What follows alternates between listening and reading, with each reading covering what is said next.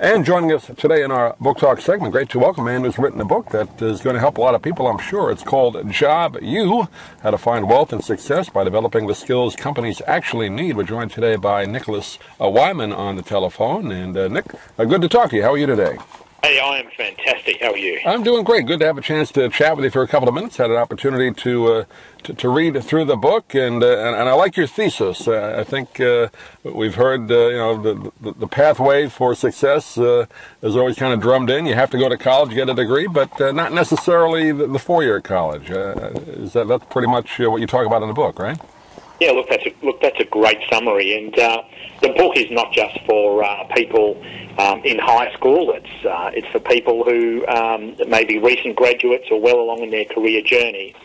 But the message in the book is very much about the right education at the right time, and there is definitely this mindset we need to throw out the window, which is college for everyone. I think that there are opportunities out there, and people really need to understand what they are, because student loan debt is crippling this country. There's $1.2 trillion in student loans, and the average individual owes about $30,000. Now, that's not a problem if you're one of the lucky people who graduated and found a job in the area which you've studied in. But for so many people, they graduate and realise that from the day they started college to the day they finished, the world has changed. We're in the grip of this globalisation and technological change. So it's constantly about, adapting to these changes around us. Yeah, it used to be 20, 30, maybe 40 years ago, even before that, you were fortunate to go to college. You were pretty much guaranteed a well-paying job, but that has changed, and it is scary when you see those statistics, Nicholas, about the debt some of these people are in. It's not just maybe 10 or 20,000; it's six figures, which is really scary. In some cases. Look, I met a young lady the other day, $85,000, and she was trying to map out how many years it would take her earning a particular salary to pay that off. And I think that there are some fine institutions, and I'm certainly not sitting here, knocking the higher education or the four-year education model. Mm-hmm. But what I'm saying is, if you're not sure what you want to do, it's a very expensive way to get career advice, and I think that people need to understand that you can return to study throughout your whole career.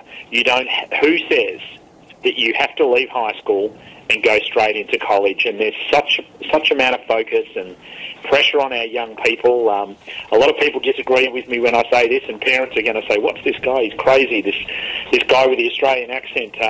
Take a gap year, and go out and see a bit of the world. And if you're interested in a particular type of career or vocation, try and get some part-time work and see what it's really like before committing to that pathway.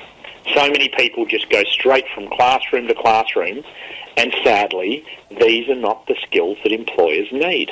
Yeah, I like what you talk about in the book, and it's a word you kind of associate with, maybe Old England or something, apprenticeship, but actually that's a great way to learn a job. I think that's something more people should probably get into. If you don't go to school right away, get some kind of apprenticeship, right?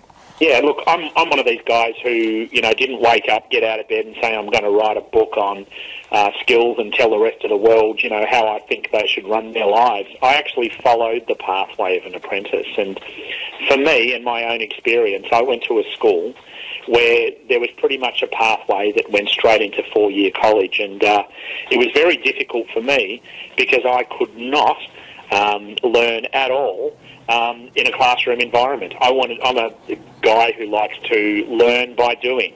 And so an apprenticeship was an excellent pathway for me, but it didn't stop me going on and getting a graduate diploma in business and an MBA and going off to Harvard Business School. So I think people need to take a bit of pressure off themselves and say there is more than one way to get to where they want to go.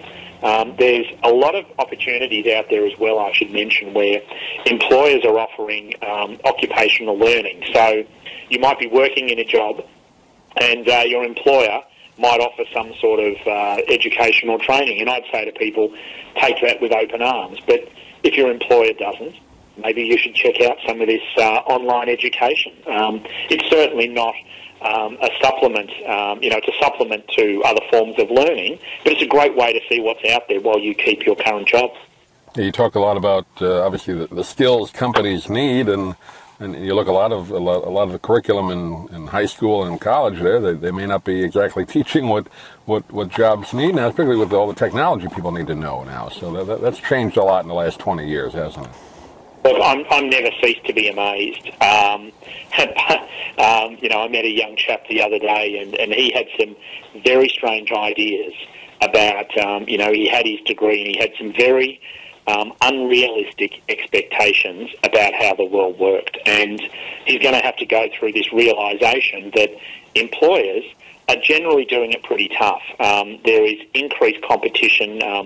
China, after 140 years of the US being the world's largest economy, end of last year, quietly signalled where China took over as the world's largest economy. So we've got this globalisation, this technological change, and employers are adjusting daily to match those needs. Now, if there's not a connection between the education system and the needs of employers, we're going to see this skills gap get even worse. So we've really got to look at the way to connect people to the jobs that are available and train people with skills that are transferable.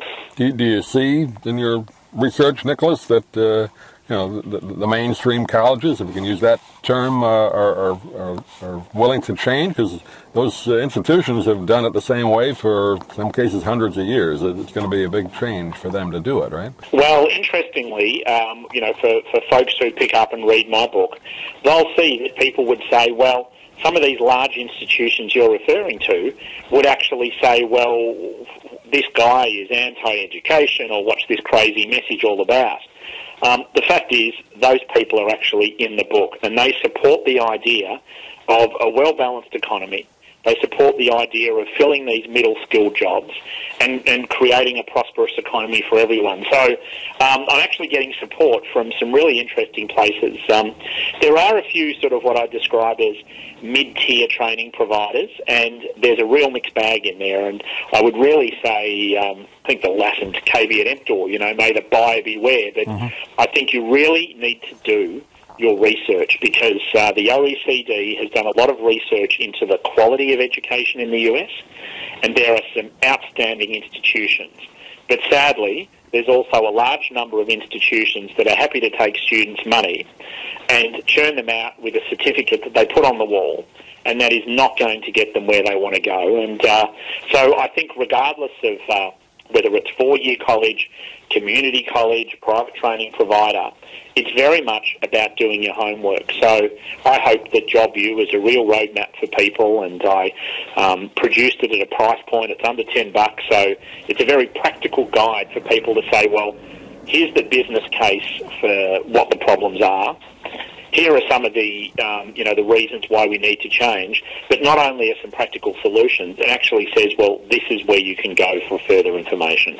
Yeah, I think also something else has to be overcome, and I think you talk about it in the book, it is becoming, or has been overcome, the kind of a stigma that used to be, if you didn't go to regular college, go to community college or vocational school, that was, you were not as smart or weren't going to be as successful. That's not true, but I mean, that's something that has to be overcome too. Well, absolutely. Right? There's a huge bias out there, that people might talk about going to community college as some sort of consolation prize. Right. And I talk about in the book that a lot of parents say in quieter tones, yes, my son or daughter is going to community college or taking on an apprenticeship. Less proudly than they might say, my son or daughter is going to a top-tier university. So if you look at countries, and the President's called out over the last 2 or 3 State of the Unions, he talks about Germany a lot, but it's not just Germany. I mean, Switzerland, there's some countries that really get this idea about vocational education and training. Switzerland, 3% unemployment, the economy's humming along, and apprenticeships actually fill before college, or as they call it, university places. So quite often the vocational pathways, even in Germany, are actually filling before university pathways, because people are seeing these as the skills that companies actually need. Yeah. The name of the book is called JobU. We've been talking with Nicholas Wyman today. And Nicholas, give out a website. People can get a hold of you and the book. jobubook.com, and I'm also pretty active on Twitter, which is Nicholas_Wyman, and the book's available, your local bookstore, Barnes & Noble, Amazon. There's plenty of places to get hold of the book. But, you know, I'd really hope that people reach out to me either through the website or through Twitter. Love to continue the conversation. Great. Nicholas, good talking to you. I hope we can do it again. Thanks for joining us. Hey, it's been fantastic. Have a great day. If you'd like to order the book we're talking about, please go to DougMilesMedia.com and enter the author's name in the Amazon search box.